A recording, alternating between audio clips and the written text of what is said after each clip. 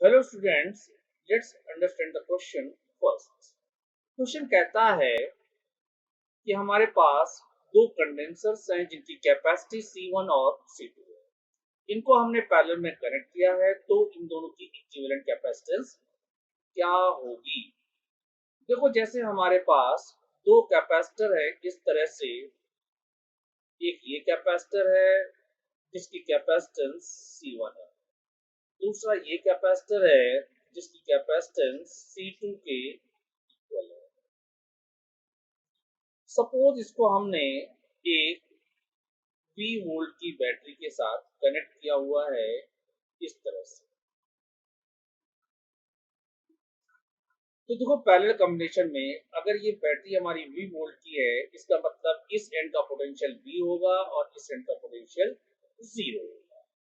यानी दोनों ही कैपेसिटर के क्रॉस जो पोटेंशियल का डिफरेंस है वो हमारा सेम है। इक्विवेलेंट कैपेसिटेंस का मतलब ये हुआ, सपोज इसका कॉम्बिनेशन इस समय इस बैटरी से C1 और C2 दोनों मिलकर Q चार्ज विड्रॉ कर रहे हैं। अब हम यहां से अगर इन दो कैपेसिटर को हटाकर एक कैपेसिटर लगा दें इस तरह से,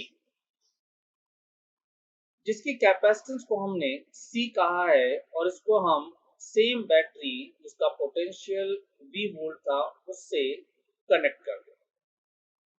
अगर ये कैपेसिटर इस बैटरी से सेम चार्ज Q विड्रॉ कर रहा है, तो हम ये कह सकते हैं कि ये एक अकेला कैपेसिटर जिसकी कैपेसिटेंस C है वो इन दोनों कैपेसिटर के इक्विवेलेंट है। नाउ अब देखो, हमने ये एज्यूम किया कि यहाँ पर जो चार्ज जा रहा है वो Q1 है और यहाँ पर जो चार्ज जा रहा है वो Q2 के इक्वल है।